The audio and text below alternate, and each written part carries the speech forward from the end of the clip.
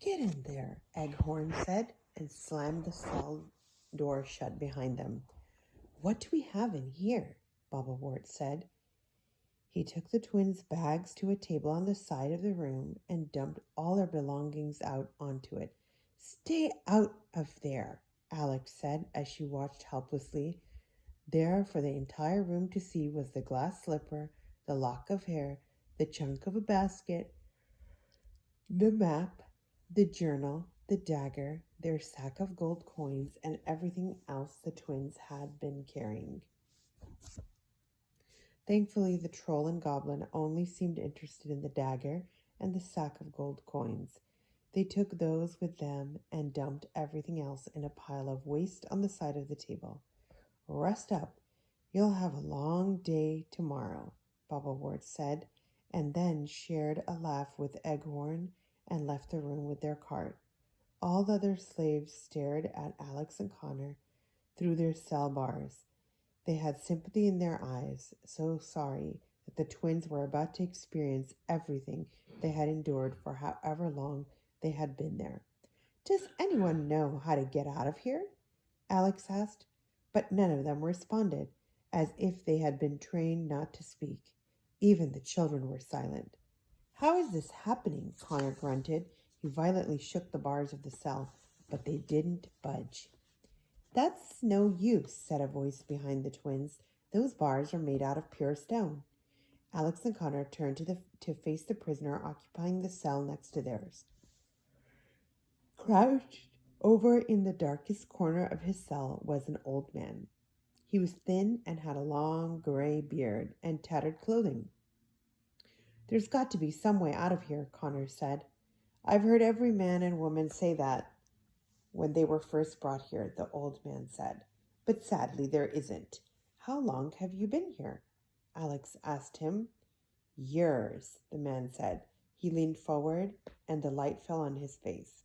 His face was as tired and ragged as his clothes. He had a wandering eye, so the twins couldn't tell which one of them he was speaking to. Say, don't I know you two from somewhere? He asked. The twins knew this wasn't possible, but the man seemed convinced, and for whatever reason, the man seemed oddly familiar to them too.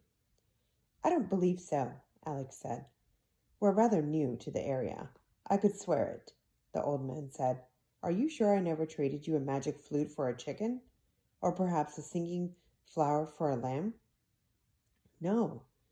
I'm sorry. We've never traded anything with you before, Alex said, and then she realized who he was. The wandering eye, the long beard, the raggedy clothing. Could it be? She pulled Connor aside. Connor, he's the traveling tradesman. The one from the journal. Connor couldn't believe it. Are you sure? He asked. Sir, said Alex, kneeling down to him, are you by any chance known as the traveling tradesman? The man had to think about it. Obviously, the years of enslavement had taken their toll on his mind. Yes, I believe that is what they called me, he said. He was happy to be reminded of a time when he wasn't a slave. The twins were so pleased to hear this.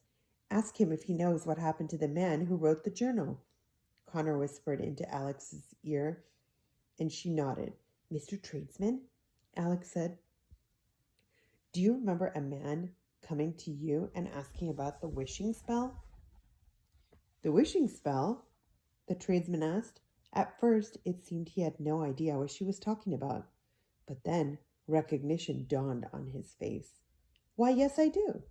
He was one of the last customers I did business with before I was brought here. Silly lad, he talked about wanting to travel to another world, and I thought I was mad. Did he ever make it? Alex asked. Did he find all the items of the wishing spell? I don't know, the tradesman said. And the twins. I don't know, the tradesman said, and the twins slumped. I never saw him again, so it's possible. He looked up at them curiously. Why are you asking? The twins looked to each other. They didn't know what to tell him. Don't tell me you two are chasing after the wishing spell, too, he asked. They looked at each other guiltily. Connor leaned down next to Alex and began asking questions of his own. We're trying, but we don't know everything we're looking for, Connor said. The tradesman laughed. No one does. That's the beauty of it. Some people know the descriptions of the items it requires, but no one knows what they are for. Like Hagatha, Alex said. She only knew what the riddles were. The man she told them to had to figure out what they were on his own, but he could have been wrong. What if we found Hagatha and asked her for her opinion? Connor began. Hagatha is dead, the tradesman said. Dead? Alex gasped. How did she die? She fell into the thornbush pit, the tradesman said. What is the thornbush pit? Alex asked. Good heavens, child, are you daft?